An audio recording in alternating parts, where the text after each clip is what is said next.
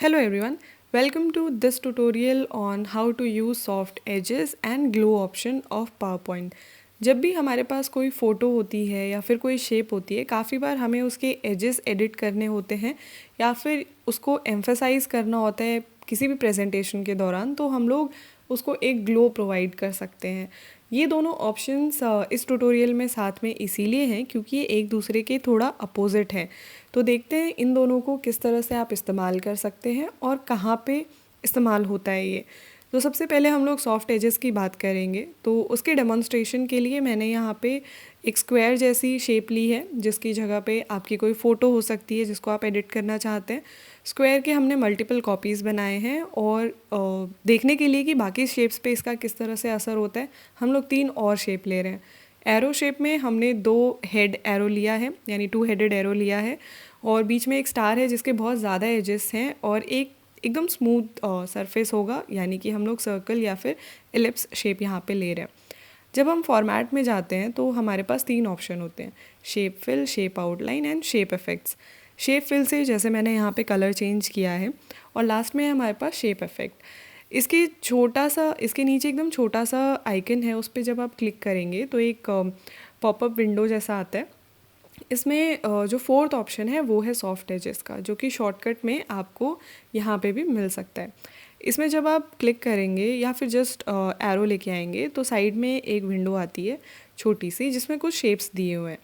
अगर आप इनको जस्ट एक एक करके सिलेक्ट करेंगे तो आपको दिखेगा कि आपका जो ये स्क्वायर या ये जो रेक्टेंगल शेप था उसके एजेस स्मूथ होते जा रहे हैं। इवन जो लास्ट वाला है हमारे पास, उसमें तो एकदम सर्कल सा बन जाता है यहाँ पे।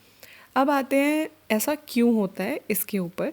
सबसे पहले मैं इनका कलर एक जैसा कर देती हूँ ताकि जो विजुअल इफ़ेक्ट है वो समझ में आए कि एक्चुअली हुआ क्या है। अगर हम पहला ऑप्शन लेंगे तो आपको दिखेगा ये है नो नो, अभी कोई चेंजेस नहीं है हमारे पास। उसके बाद ये है 5th वाला और ये हमारा 6th वाला। इनके ऊपर जब आप क्लिक करेंगे और साइड में जो साइज़ लिखा है आप देखेंगे, जैसे 1 पॉइंट, 5 पॉइंट, 25 पॉइंट और ये हो गया 50 पॉइंट्स। तो ये जो 6 हैं ये हमारे पास ऑप्शंस अवेलेबल हैं, लेकिन अगर आप इसको एरो को मूव करेंगे तो आप अपनी तरफ से भी जो पॉइंट चाहते हैं वो आप यहाँ पे डाल सकते हैं या फिर वो वैल्यू भी आप यहाँ पे डाल सकते हैं। तो ऐसा करने से ज़रूरी नहीं है कि आपको वही 6 ऑप्शन चूज़ करने पड़े, आप इंटरमीडिएट पॉइंट्स भी यूज़ कर सकते हैं। जैसे अगर आपको बहुत हल्का सा बैकग्राउंड चाहिए तो आप 50 के आसपास रखें। आपको शेप भी रखनी है तो फिर आप थोड़ा 25 के नीचे रखें। जैसे आप इन सभी शेप्स को ले लीजिए, जो छोटी शेप है वो बहुत जल्दी गायब हो जाएगी। जैसे इनको थोड़ा बड़ा करते हैं, देखिए यहाँ पे हमारे ऑलमोस्ट 23 पॉइंट के आसपास हमारी सेकेंड एंड थर्ड शेप एकदम सर्कल दिख रही है, जिससे मेरा मतलब है कि हमारे स्टार के सारे एजेस यहाँ पे गायब हो गए। जैसे अगर स्पेसिफिकली इसकी बात करें तो 0 पे एजेस थे, धीरे धीरे यहाँ पे पॉइंट्स हम लोग बढ़ा रहे हैं तो 20 के आसपास ये ऑलमोस्ट स्मूथ सर्कल बन गया। लेकिन जो ऑलरेडी सर्कल है उसको कुछ खास फ़र्क नहीं पड़ा। इवन हमारी जो लाइन है, जो एरो की लाइन है, वो मर्ज हो जाती है उसके एरो हेड से, एंड ऑलमोस्ट 30 के आसपास एकदम स्मूथ स्ट्रेट लाइन जैसा दिखता है। यूजुअली ऐसा हमें नहीं करना होता है क्योंकि हमें शेप को भी इंटैक्ट रखना है, तो वो आप डिसाइड करिए। इससे मेरा मतलब है कि आप ये साइज़ में पॉइंट्स को मूव करके ऐसा कर सकते हैं अगर आपको वो शॉर्ट की में ना मिले। अब बात करते हैं ग्लो ऑप्शन की। ग्लो ऑप्शन के लिए भी हम वही करेंगे, हम हमारा जो स्क्वायर है उसकी मल्टीपल कॉपीज़ बना लेंगे यहाँ पे। और आपने अभी तक नोटिस कर ही लिया होगा कि जो हमारा फॉर्मेट ऑप्शन है उसमें सॉफ्ट एजेस के जस्ट ऊपर हमारे पास ग्लो का ऑप्शन होता है यहाँ पे। अगर आप किसी पे भी क्लिक करेंगे तो शेप के बाहर एक बाउंड्री मिलेगी, जिस भी कलर को आप चूज़ करेंगे उस चीज़ की। ये ऑप्शन आपको ये जो पॉपअप विंडो है इसमें भी मिलता है। यहाँ पे आप कोई भी कलर चूज़ कर सकते हैं, और कलर मल्टीपल, अगर जो शॉर्टकट में कलर है वो आपको नहीं चाहिए तो आप यहाँ पे आके भी कलर चूज़ कर सकते हैं। अब बात करते हैं साइज़ की। ये साइज़ बिल्कुल सॉफ्ट एजेस की तरह ही काम करता है। सॉफ्ट एजेस में साइज़ बढ़ाने पे इमेज छोटी हो रही थी, यहाँ पे साइज़ बढ़ाने पे हमारी जो शेप है उसके बाहर एक बाउंड्री ऐड होते जाती है। जैसे यहाँ पे हम एक शेप डिलीट कर देते हैं थोड़ा स्पेस बनाने के लिए। अब आप देखिए 53 इवन आई थिंक 100 पे भी आप जाएंगे तो एकदम बड़े साइज़ की एक बाउंड्री बन जाएगी यहाँ पे। ये रहा 100। तो आप डायरेक्ट वैल्यूज़ भी ऐड कर सकते हैं अगर आपको चाहिए, या फिर अंदाजे के लिए आप धीरे धीरे भी उस वैल्यूज़ को बढ़ा सकते हैं। उसके बाद है ट्रांसपेरेंसी। जो हमारा एग्जैक्ट कलर है वो था शार्प ब्लू, तो ऐसा अगर आपको चाहिए तो ट्रांसपेरेंसी 0% रखनी पड़ेगी, तो ये शेप आपको मिलेगी। अब मैंने कहा सॉफ्ट एजेस एंड ग्लो साथ में यूज़ हो सकते हैं।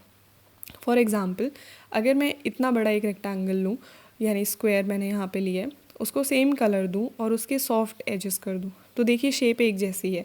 लेकिन क्योंकि हमने साइज़ डिक्रीज़ किया है, तो ऐसी शेप लाने के लिए हमें इनिशियली एक बड़ा रेक्टेंगल या स्क्वायर बनाना पड़ेगा। तो फ़िलहाल इस टॉपिक पे नहीं जाते।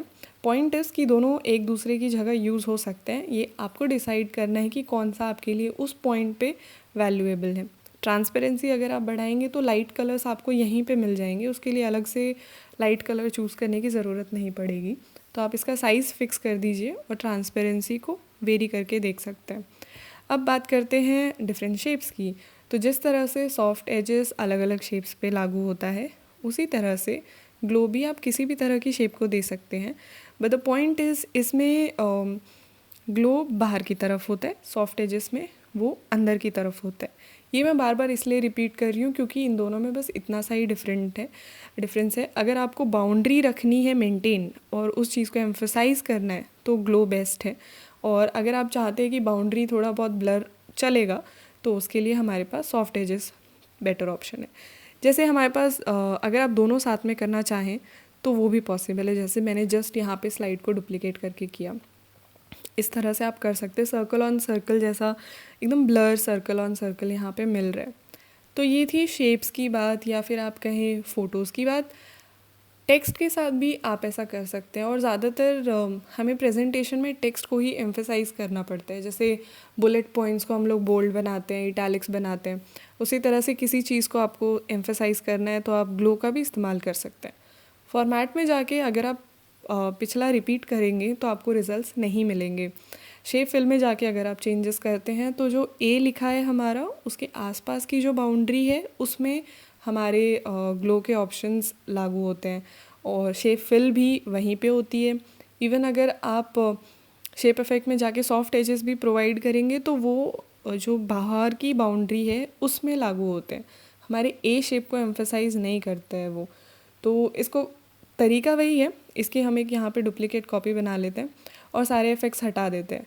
जैसे ग्लो में जाके नो ग्लो, फिर उसके बाद आउटलाइन में no outline, and soft edges में no edges, and shape fill में नो फिल। ये मिल गई हमें बेसिक ए। अब क्या होता है, जो हमारे पास शेप फिल वगैरह के ऑप्शन है उसके जस्ट बगल में हमारे पास वैसे के वैसे टेक्स्ट के रिलेटेड भी ऑप्शंस होते हैं। जैसे इसके लिए हमें उस टेक्स्ट को सिलेक्ट करना होता है। जब तक आप सिलेक्ट नहीं करेंगे तब तक वो चेंजेस नहीं होते। जैसे यहाँ पे मैं इसको पर्पल कलर दे देती हूँ, तो ये अब ब्लैक से पर्पल हो गया। इसी तरह से अगर आपको इफेक्ट देने हैं तो sorry not shape, text effects में ग्लो में जाके आप क्लिक करेंगे तो आप देखेंगे कि ए की जो बाउंड्री है उसमें ही सिर्फ येलो कलर यहाँ पे अप्लाई हुआ है। वैसे ही यहाँ पे एक शॉर्टकट भी है जैसे शेप में होता है। एंड आप देखेंगे यहाँ सॉफ्ट एजेस का ऑप्शन ही नहीं है, आप एजेस को सॉफ्ट नहीं कर सकते। एंड ऑब्वियसली अगर आप ऐसा करेंगे तो जो आपने लिखा है वो पढ़ने में नहीं आएगा, क्योंकि वो अंदर की तरफ श्रिंक होता है।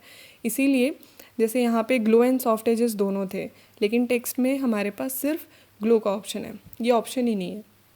तो इसीलिए आप अगर किसी चीज़ को एम्फेसाइज करना चाहते हैं तो इस तरह से उसका साइज़ इंक्रीज़ कर सकते हैं बाउंड्री का, या फिर उसकी ट्रांसपेरेंसी इंक्रीज़ कर सकते हैं, बिल्कुल वैसे ही जैसी आपने शेप के साथ की थी, जिस तरह से यहाँ पे स्क्रीन पे दिख रहा है हमें। इसके अलावा इम्पॉर्टेंट ये है कि ऐसा आप किसी भी साइज़ के साथ कर सकते हैं, और कितना भी बड़ा आपने वर्ड लिखा हो उसके साथ। जैसे मान लीजिए ये वर्ड है तो ये ऐसे लग रहा है कि एकदम ब्लू बैकग्राउंड के ही ऊपर मैंने लिखा है, तो इसकी जगह पे मैं इसके पॉइंट्स कम कर सकती हूँ। तो अब ऐसे लगेगा कि हाँ ये वर्ड के ऊपर ही चेंजेस हुए हैं यहाँ पे, जैसे सी के बीच में एकदम वाइट पोजीशन आ गई है उस तरह से। साइज़ चेंज किया है तो मैं पॉइंट्स को और थोड़ा कम कर दूँगी, तो उससे क्या होगा और अच्छा दिखेगा। तो बस इस ट्यूटोरियल में हमारी तरफ से इतना ही। अगर कोई भी डाउट है आपको तो आप कमेंट सेक्शंस में लिख सकते हैं। And all the best for your presentation and thank you so much.